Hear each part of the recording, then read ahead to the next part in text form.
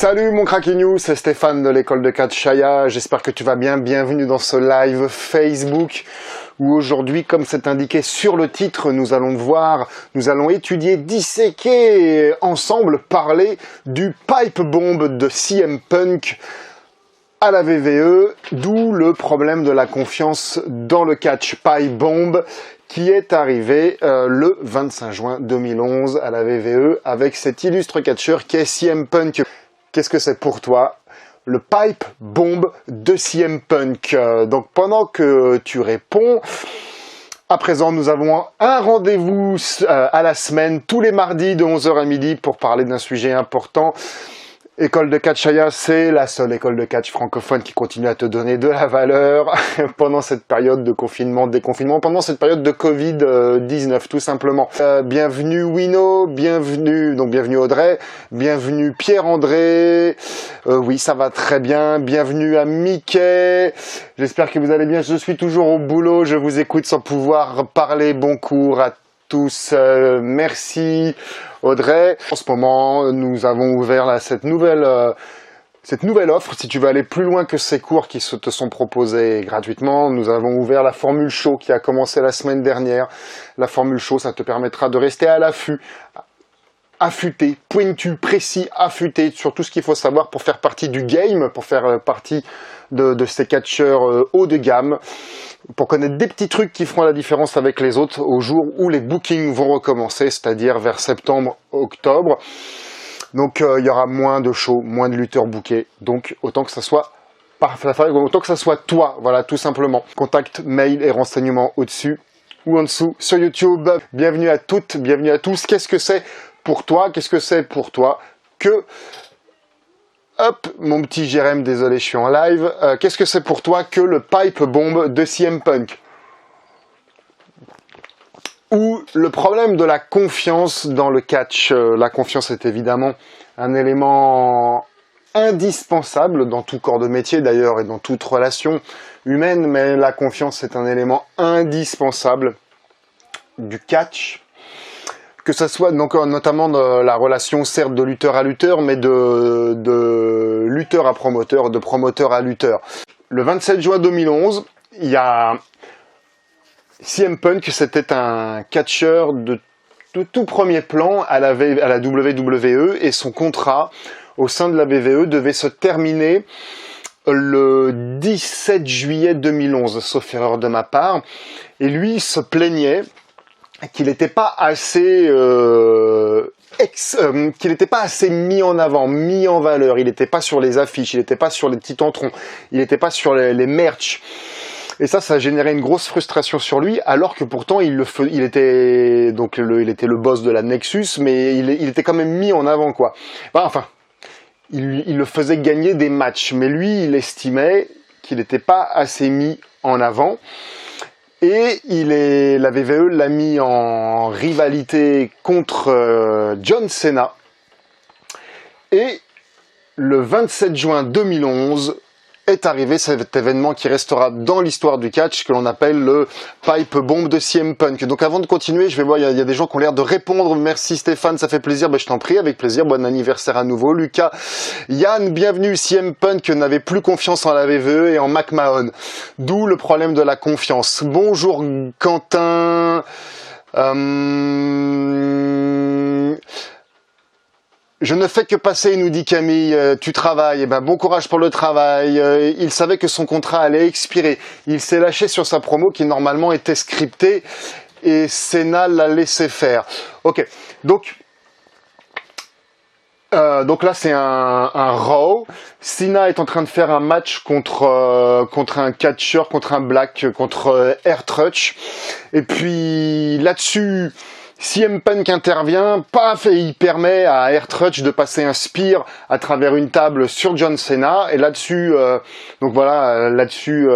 CM Punk intervient, il croise les pieds, il s'assoit, et il commence à lâcher punchline sur punchline, à lancer des vérités sur tout le monde. Pendant 5 à 6 minutes. Bonjour Benoît. Alors, est-ce que vous avez un avis? Est-ce que tu as un avis là-dessus? Kevin nous dit Donc certes, il savait que son contrat allait expirer. Je le disais le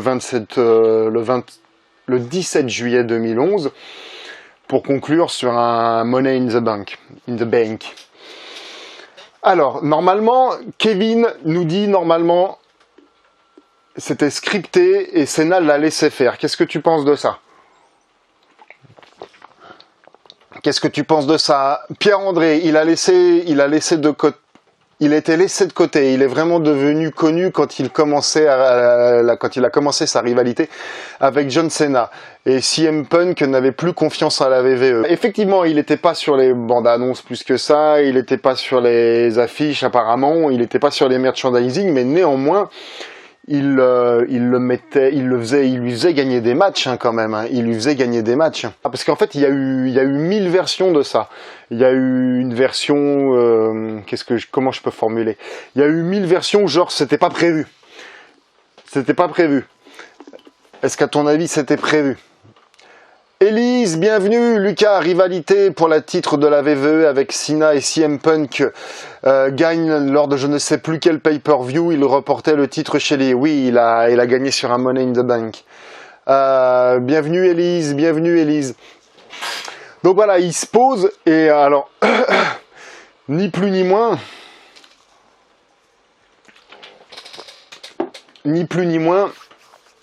on ne peut pas se permettre, enfin tout ce qui se passe comme ça au grand jour, comme ça ne peut pas être improvisé. C'était forcément prévu. Et en fait, ils ont travaillé à ce qu'on appelle à l'ancienne, on va dire, comme on pouvait faire dans les années 80, 90, où il avait une ligne tramée. Enfin, tu vois, tu vas dans ce sens-là pour ta promo. Vas-y, tu peux lâcher quelques blazes, tu peux te lâcher un petit peu, mais toujours poli, tu vois. Et puis au bout d'un moment, on te cuttera, tu vois. Et en fait, c'est ni plus ni moins ce qu'il a fait. En fait, c'est ni plus ni moins ce qu'il a fait. Ça ne peut pas être improvisé, ça ne peut pas ne pas être prévu. Et voilà. Et c'était pas du tout scripté. Maintenant, ils ont des auteurs à la WWE. Maintenant, ils ont des auteurs qui leur écrivent leurs promos, leurs textes. Ils les ont la journée, les textes. Ils ont des répétiteurs. Et puis, suivant le level de la superstar, comme ils disent, suivant le level du catcheur, il y en a qui ont besoin de répéter et d'autres pas. Tu vois, par exemple, John Cena, évidemment, il a certainement pas besoin de répéter, quoi. Il tape dans le dur, hein. Il dit de toute façon quand Vince McMahon sera décédé, la WWE n'a aucune raison de se porter mieux parce que ça sera cette stupide famille, sa stupide fille Stephanie McMahon qui va reprendre les commandes et son stupide gendre Triple H. Forcément, moi, je suis pas mis en avant parce que je ne suis pas un ass-licking, je suis pas un lécheur de cul. Et là, il sort du tips, quoi.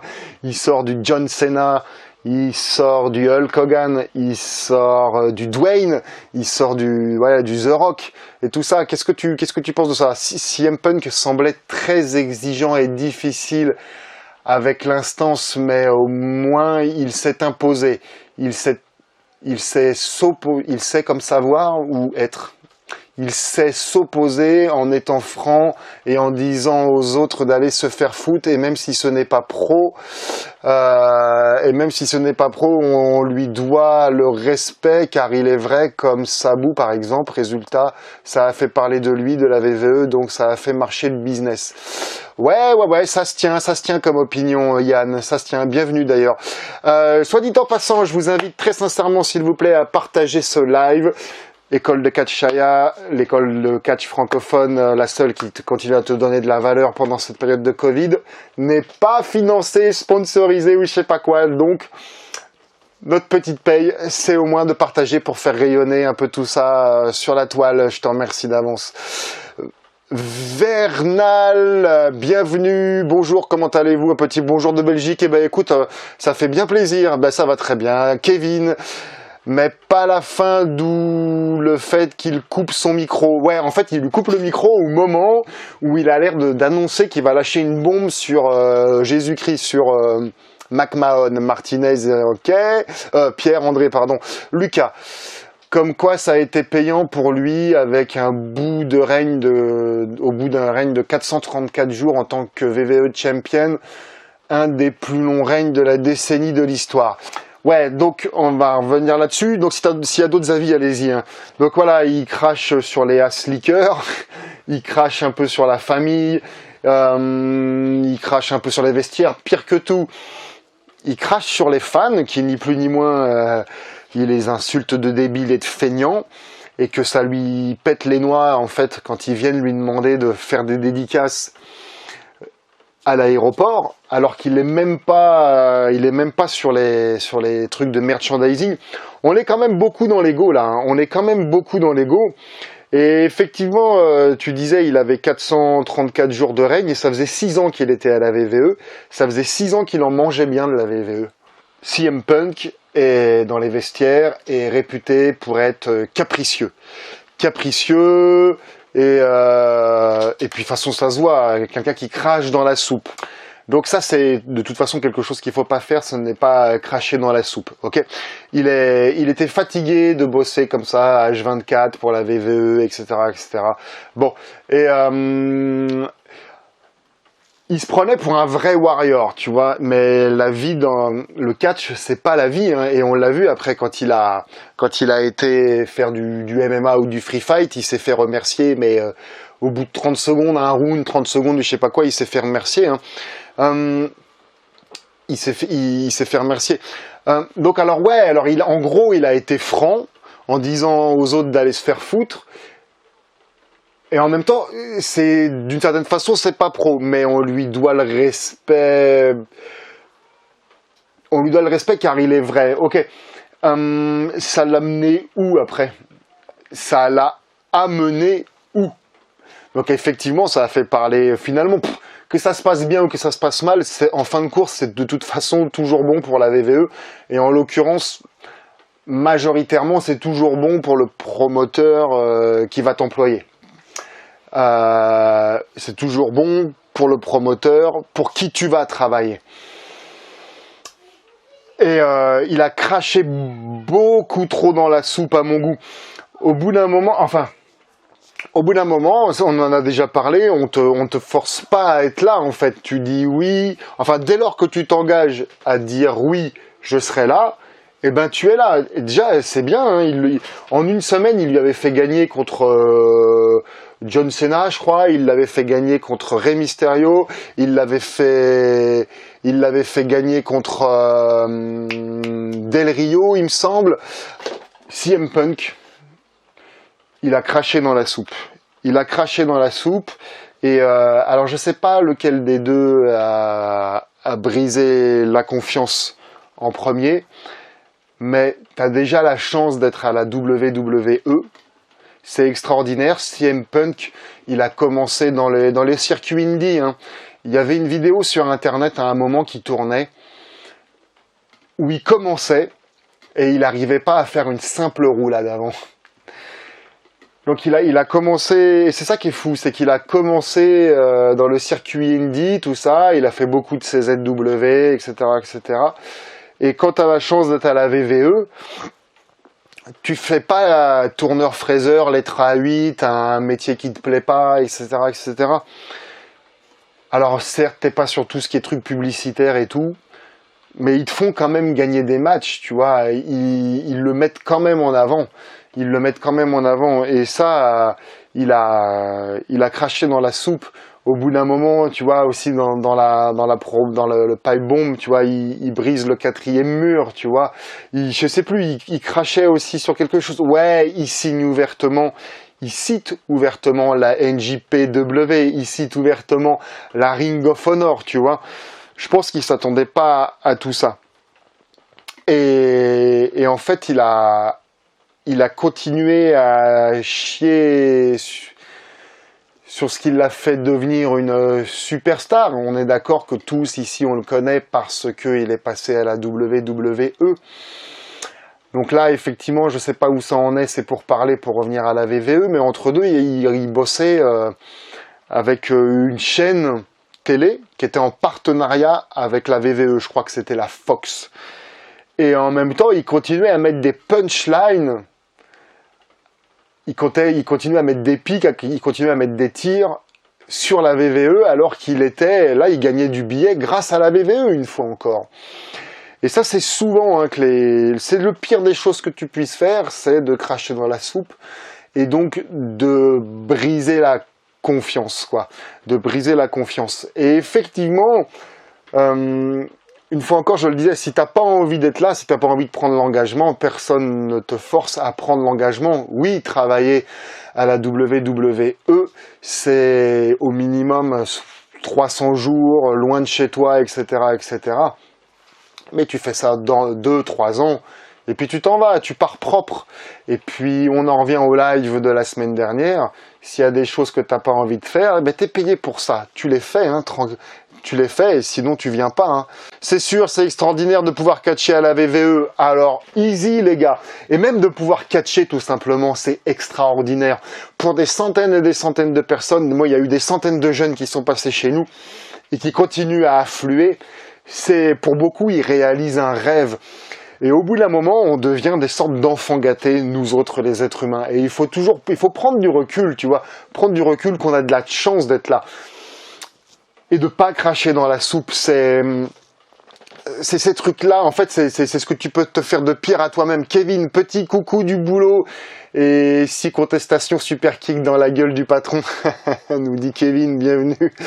Ok, CM Punk qui a enlevé la confiance de McMahon en refusant d'être en rivalité contre Triple H pour WrestleMania et s'est barré avant la fin de son 2e contrat.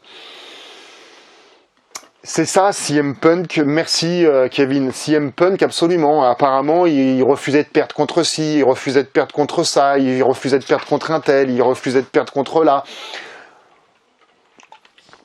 Il a brisé la confiance. Il faut que les promoteurs qui vont te faire travailler, il faut que donc toi en tant que catcheur, les promoteurs c'est tes clients. Et ça, je développe ce contexte pendant la Formule Show. C'est tes clients. C'est pas ton patron. Et là, ça va changer tout. Ok. Et en coaching personnalisé, je développe ça. Là, je vais rester tout public. Il a brisé la confiance. Et on peut plus travailler comme ça. Et donc, voilà, tu disais, il a bossé que 6 ans à la VVE. Il a même pas fait 10 ans. Tu vois, c'est, contrairement à, par exemple, on en parlait plus tôt, contrairement à un mec comme Taker, qui a super bien bossé. Et c'est là qu'on en revient à ce dont je me tue, et c'est un de mes combats, les valeurs que je veux passer. Quand tu es bon dans le ring, le plus simple est fait. Et le plus dur, c'est de ne pas se faire attraper par l'ego, de pouvoir d'avoir confiance en soi, de savoir traiter tes affaires, donc de traiter tes négociations de contrats, de cachets, etc., etc. Voilà, il faut pouvoir durer, et il a brisé la confiance. Et un promoteur doit avoir confiance en toi. Et il se plaint de pas être, donc ils lui font gagner des trucs. Des matchs certainement parce que en termes de business, je sais pas, ils doivent être obligés en termes de storyline ou je sais pas quoi. Mais il se plaint de pas être mis suffisamment en avant comme d'autres, comme des Hogan, comme des The Rock, comme des John Cena. C'est parce qu'il a pas su générer la confiance, et les autres précédemment cités, ils ont su générer la confiance. Et quand Hogan il a brisé la confiance, ça a été mort pour lui. Il faut que tu puisses générer la confiance avec les bookers et les promoteurs. Et une fois qu'on saura que tu es fiable et que tu es une personne de confiance, tu es parti sur la grand rail. Et c'est ce genre de choses que j'inculque et que j'apprends dans mes coachings, dans mes cours personnalisés, dans la Formule Show, dans les stages, etc., etc. Ce sont les valeurs vraiment profondes de l'école de Kat Chaya, ainsi que la sécurité d'ailleurs. Yann, c'est vrai que quelqu'un qui râle continuellement, c'est insupportable. Mais si tu savais, mon pauvre Yann, et quand t'en as marre et que t'as des choses à dire, mieux vaut tout balancer en face plutôt que de tout garder et s'effacer. Je sais que dans le catch, il faut respecter les gens, les anciens, mais parfois, il y a trop vouloir respecter les gens, rien au final. Il faut aussi savoir imposer ses conditions et casser les codes. Oui, Et il semble complexe comme personnage. Oui, oui, c'est bien. C'est intéressant ce que tu dis encore une fois, Yann. Donc effectivement, il a dit ouvertement ce qu'il pensait. Il s'est imposé et il a imposé ses conditions à que dalle, en fait. Parce que c'est comme Bret Hart, en fait. Il s'est grillé. Il rebosse où maintenant?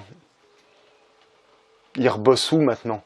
Même les Hardy Boys à fond de coke, infréquentables et ingérables, eux, ils ont pu travailler derrière à la TNA, à la Ring of Honor, et pour pléthore, ça veut dire beaucoup, pour énormément de petites fédés américaines. Même eux, ils ont continué à travailler derrière alors qu'ils étaient à fond de coke et ingérables. Mais là, c'est ce que j'ai dit souvent, j'appelle ça chier sur sa mère, briser la confiance. Donc, il s'est imposé sur que dalle et il a imposé aucune condition à que dalle parce qu'il a pas rebossé derrière. Il s'est auto-humilié derrière en MMA Free Fight, il avait ouvert sa grande bouche. Moi, je suis le meilleur, je suis le meilleur, je suis le meilleur.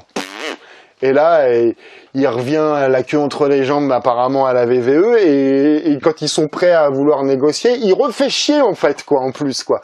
Les mecs, mais ils ne comprennent rien quoi. C'est ce que je dis souvent. Malheureusement, souvent dans ce métier, ils réfléchissent avec leurs biceps parfois quoi. Pierre-André, c'est vrai que déjà, de gagner des matchs, c'est énorme, mais oui. Et si je me souviens bien, il avait gagné un Money in the Bank à l'époque. Oui, c'était bien avant qu'il devienne le best in the world. Ok, Lucas. Combien il y en a sous contrat qui ne sont jamais ou quasiment jamais mis en avant à la télévision? J'en sais rien, mais il y en a plein. Bruno, bienvenue, merci d'être là. Alex, quand il est parti en 2014, si je me trompe pas, il a poursuivi en justice la VVE. Et en plus, mais exactement Alex, et en plus, il a porté plainte là, contre la VVE, mais... Donc pour les autres promoteurs, pour les autres structures, pour les autres fédérations, c'est un nid à emmerde. Même moi, là, Stéphane Nogues, Aya, tout ça, moi j'en voudrais pas. J'en voudrais pas. Le mec, il va me faire chier. Il va me casser les couilles. J'en ai rien à branler, moi, que ça soit... Moi, je veux travailler sereinement et faire du business sereinement. Moi, j'en ai rien à foutre. Je suis pas... Tu vois, c'est ça que j'invite aussi. Toi, si t'es catcheur en devenir... C'est ça que je dis souvent, pense comme un pro et pas comme un fan. Moi, j'en ai rien à branler de côtoyer CM Punk. Si en plus, il me casse la figure, il me casse la tête, tu vois ce que je veux dire. Donc, en plus, il a porté plainte contre la VVE. Il faut être facile à vivre. Ce qui ne veut pas dire de faire la carpette. Ok, et là, je parle en particulier, je parle particulièrement à Yann, qui intervient beaucoup et efficacement dans la conversation. Undertaker, tu vois, on pourrait dire qu'il a fait la catin, qu'il a fait la serpillière, il a toujours dit ah oui à Monsieur Atou, à Monsieur McMahon. Erreur. Il est réputé aussi pour aller, quand ça n'allait pas, il est réputé pour avoir été dans le bureau de McMahon. Bon là, ça va pas. Donc il a pas fait la serpillière, c'est juste qu'il a pas pété les codes pour péter les codes. Il a suivi la règle, il a joué le jeu. Ok ? Et puis après, tu peux régler les problèmes entre quatre yeux, effectivement. Hein. Pour ma part, quand j'ai des problèmes avec des catcheurs ou des catcheuses, autant que faire se peut, on règle les problèmes entre quatre yeux. Pour pas indisposer les gens et pour pas faire exploser tout ça, voilà quoi, tout le monde. Il ne faut pas chier sur les promoteurs, sinon t'es foutu dans le milieu. Mais ouais, en plus, voilà, en fait... Ça s'appelle, tu sais, porter plainte à la VVE, ça s'appelle, putain, il est, putain, je sais plus comment on appelle ça. Ouais, bah, il est chiant, quoi. Ah là, hola, Machete, bienvenue, merci d'être là.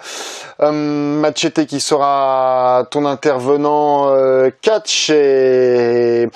qui sera ton intervenant, ton coach catch et augmentation de la puissance de tes réseaux sociaux dans la formule show. Yann, certaines personnes qui ont du mal à se satisfaire de ce qu'on leur donne, malheureusement. Quand on prend le melon, c'est jamais bon. Oui, absolument. Moi, j'en ai déjà eu, hein, tu vois. J'en ai déjà eu des lutteurs. Tu leur donnes ci et ça, et c'est jamais assez bien.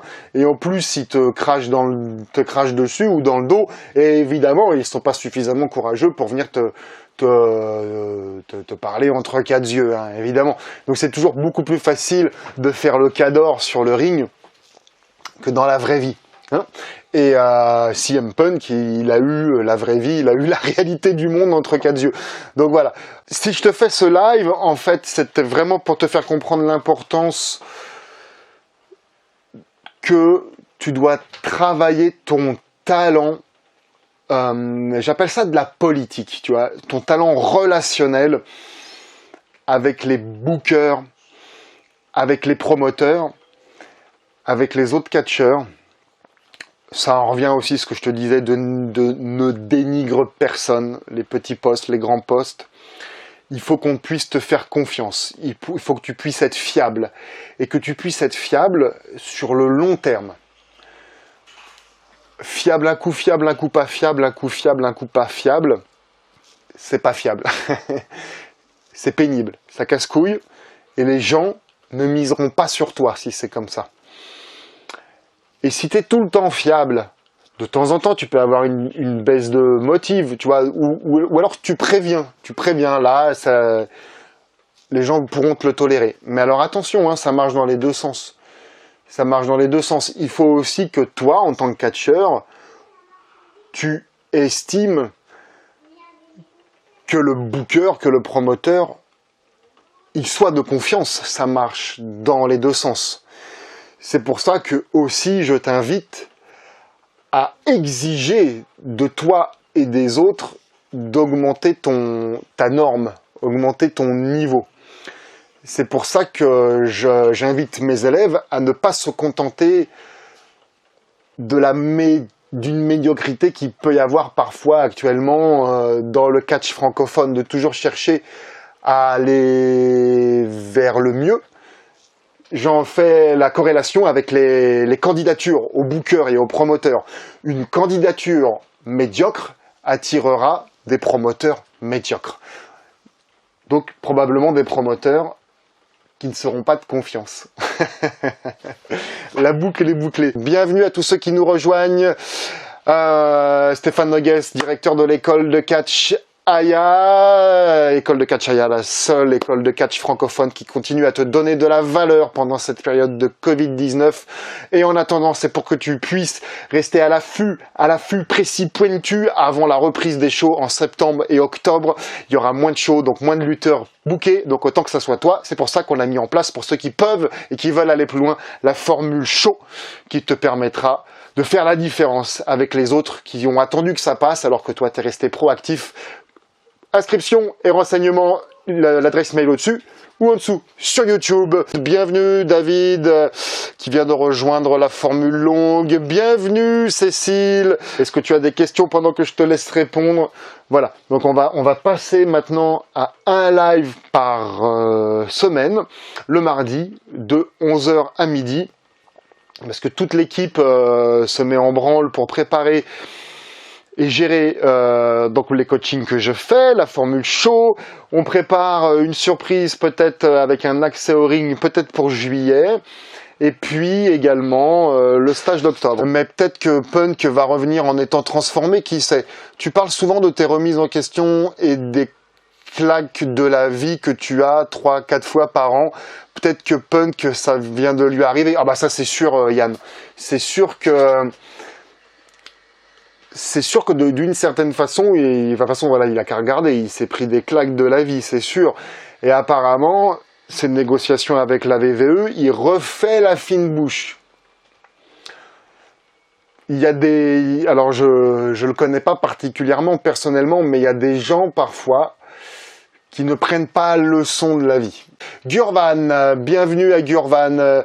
J'arrive à la fin, j'étais à la salle. Gurvan, bienvenue, oui, à la salle de musculation. Est-ce que tu as des questions constructives concernant le Gurvan et d'autres, concernant les bookings, concernant le milieu du catch, concernant tout ça? Voilà, ne brise jamais la confiance, ne crache pas dans la soupe et ne brise pas la confiance. Donc voilà, tout connaisseur de CM Punk, j'aurais voulu débattre avec vous. Ouais, en fait, je demandais l'avis à tout le monde sur ce que tu pensais, sur ce que vous pensiez sur le pipe bomb de CM Punk, tout simplement. Est-ce que, donc voilà, on a débattu, notamment avec, tout le monde en fait, qu'il s'était mis en avant, qu'il avait su s'imposer, qu'il avait su dire son avis, qu'il avait su mettre ses règles. D'autres disent qu'il a abusé, et des choses comme ça. En fait, c'était ça. Il a fait la fine bouche parce que la AEW avait essayé de le recruter. D'accord, il avait essayé, donc il a fait marcher la concurrence pour négocier son cachet. Ça, c'est aussi intéressant. Il y a aussi beaucoup de façons de faire là-dessus pour faire marcher la concurrence, pour augmenter ton contrat, augmenter ton salaire, augmenter ton cachet. Ça s'appelle l'art de la négociation. Et ça, vraiment, en fin de cycle, je l'ai souvent travaillé en direct avec mes élèves quand ils arrivent à ce moment-là, de pouvoir négocier leur cachet. Disons que les promoteurs sont tes clients, donc tu dois montrer bonne impression. Je pense être détendu, mais pas trop non plus, savoir être sérieux quand tu parles avec tes clients. Merci de cette intervention, Pierre-André. C'est une question de feeling en fait, c'est une question de feeling comme je dis toujours. Pour prospecter ou pour faire une promo, pour faire une promo, tu vends une idée encore une fois. Pour prospecter un client, un promoteur, tu vends également. Donc il y a pas une façon de faire, il y a des façons de faire. Et tu le fais au feeling, tu le fais au ressenti. Bienvenue à Adrien. CM Punk a eu raison. Ok, nous dit Gurvan, CM Punk a eu raison. Yann, c'est quand le prochain stage et avec qui? Stop, j'hésite beaucoup à me lancer. Alors, le prochain stage sera au mois d'octobre, du 19 au 23 octobre, avec une option sur le 24 octobre, voir si on peut faire un show avec le Covid, mais ça devrait être possible. Le coach, c'est Paul Gallagher, qui était tout à l'heure sur le live. Malheureusement, il doit rien comprendre à ce qu'on raconte, donc il n'a pas dû rester. Paul Tucker Gallagher, qui a été superstar à la NXT UK. C'est actuellement le champion de Catch Shaya, et puis c'est un coach régulier avec une très belle pédagogie, un très bel être humain, hyper patient. Voilà. Et donc, voilà. Donc si par hasard, à cause du Covid, on ne peut pas le faire venir, le coach, ça sera Tristan Archer. Dans tous les cas, on assure systématiquement un coach bombardier. Et on prépare quelque chose également sur Ring pour le mois de juillet. Pour proposer, donc on va proposer l'hébergement, on va proposer une formule avec une nuit à l'hôtel. Ça sera inclus dans le truc, tu vois. Et pour faire déjà un peu de ring, travailler les entrées, travailler les promos. Caméra, donc cette fois être dirigé, etc. Travailler les entrées, je le redisais, gimmick, et travailler malheureusement seul sur le ring, mais quand même travailler sur le ring. Donc voilà, on va proposer une offre comme ça pour le mois de juillet, en attendant qu'on puisse se retrouver en vrai, sérieusement, dans le dur au mois d'octobre. Adrien, salut. Stéphane, salutations, bienvenue à tous. Alexandre, Boré, bienvenue, merci. Paul Gallagher en octobre, yes Lucas, absolument. Yann, merci, je t'en prie. Tatati, de rien. Stéphane. Gurvan, alors pendant des années on a tout donné. Il a tout. Alors donc Gurvan, qui a l'air d'être un pro CM Punk, ça marche. Il a donné tout ce qu'il avait et s'est plié en 4 pour toujours satisfaire les fans. Il reste un des plus gros heels de la WWE, notamment avec la période Straight Age Society, mais il n'a jamais eu la reconnaissance et a toujours été traité avec mépris par la production, car il crée ses propres storylines et déchirait les papiers sur lesquels il était écrit ses promos par les scénaristes pour le plus grand bonheur des fans. Ouais, tout simplement, je pense que la WWE ne correspondait pas à ce qu'il avait à offrir au monde du catch. C'est un retour super intéressant, Gurvan. Je serais heureux d'avoir vos retours à vous également dans la zone commentaire. En fait, j'en ai déjà parlé, en fait, ni plus ni moins, peut-être que nous pourrions résumer ça, et il a raison. il a raison. Et il a fini par avoir raison tout seul, en fait.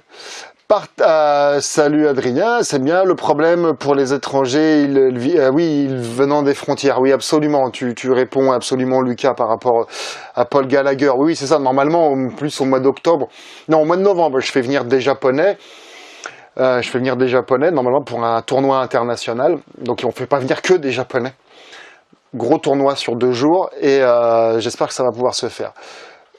Oui, Paul Gallagher, il était à la NXT UK, oui, tout à fait. Ah, Audrey, rapidement, mon avis, super, ma belle. Hop, CM Punk a fait ce qu'il fallait, si et seulement s'il ne comptait plus caché par la suite.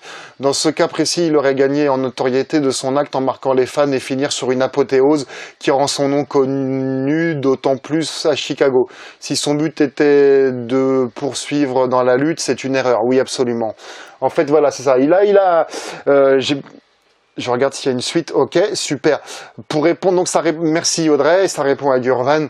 Ok, donc il a tout donné aux fans, tout ça, tatati, tatata.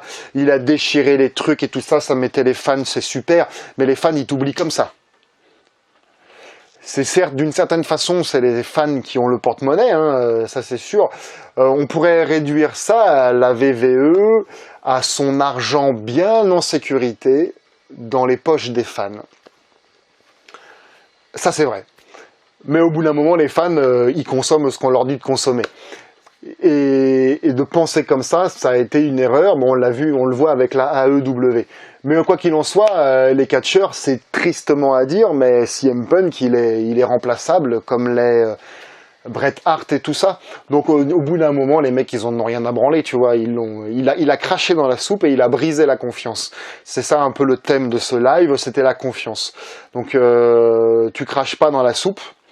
Et effectivement, qu'est-ce que tu disais quelque chose d'intéressant, Gurvan. Il reste un des plus gros heals. Reconnaît. Ouais. Donc voilà, il a jamais eu la reconnaissance, elle a toujours été traitée avec mépris par la production. Ouais, mais t'es dans la place. T'es dans la place, tu bosses avec ton métier passion. Alors au bout d'un moment, tu fais ce qu'on te dit. Et si tu ne veux pas être là, tu pars. C'est tout, point. Va faire les 3-8, voilà. C'est ça, en fait. La place était belle quand même si... En plus, il lui faisait quand même gagner des matchs.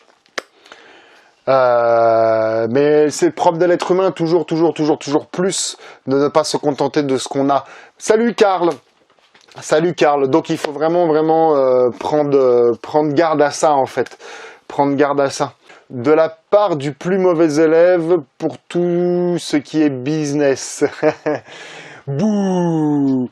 Mais tu n'es pas des plus mauvais élèves pour ce qui est le business, mon Mathieu.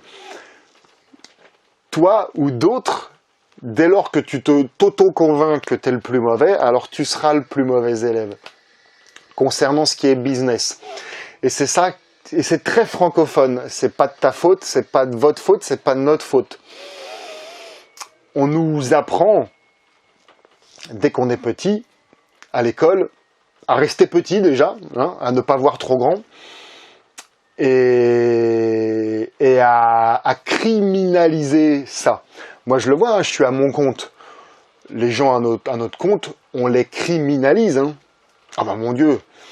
Donc, alors que c'est très important et c'est pas honteux. Et il faut savoir gagner sa vie dans ce monde ultra consumériste et ultra capitaliste. Il est comme ça le monde. Il faut savoir gérer et parler argent. Le refuser, ben, c'est courir tout seul, à découvert. Comme le fait la France, hein, d'ailleurs. Hein. C'est pour ça qu'on est devenus des cancres. Parce qu'on n'a pas voulu s'adapter. Donc toi, mon amour, qui est derrière la caméra, je t'invite à t'adapter au business tel qu'il est. Le catch, c'est du show business. Et c'est également une des... Alors c'est honteux, c'est pas honteux. Bon, on me l'a déjà dit, ouais, tu prostitues la passion pour de l'argent, mais c'est ça qui paye l'électricité. Hein, tu vois, hop, voilà, il n'y a plus d'argent. Il n'y a plus d'argent. Voilà, il n'y a plus d'électricité, tu vois. c'est tout ça, c'est l'argent qui tient tout ça. Donc voilà, donc ça fait partie aussi des valeurs de l'école, d'apprendre à gérer tes cachets, savoir négocier tes cachets, et au cas où, je suis là pour toi, pour t'aider. Donc au cas où, ne restez pas dans cette pensée limitative de ne pas oser exister. Souvent, quand je fais les candidatures pour se proposer aux bookers et aux promoteurs, souvent je dis n'aie pas peur d'exister, montre que tu es dans la place. Excusez-moi, peut-être que dans l'infinie mansuétude qui vous caractérise, que peut-être si vous avez de la place pour moi, non, n'aie pas peur d'exister. Et même souvent je le dis pour dans le ring, montre ta place dans le monde.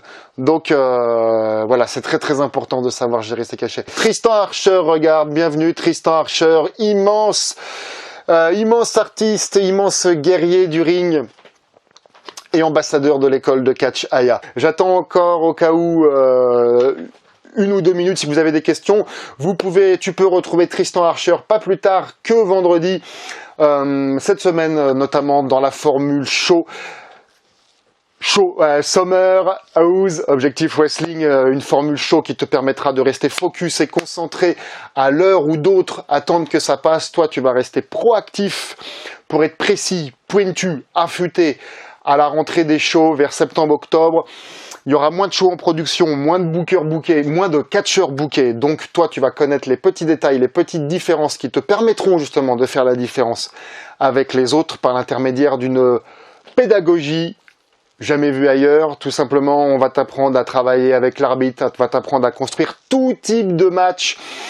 On va t'apprendre à gérer tes cachets, à générer des revenus avec du catch. Je vais t'apprendre à créer ta gimmick.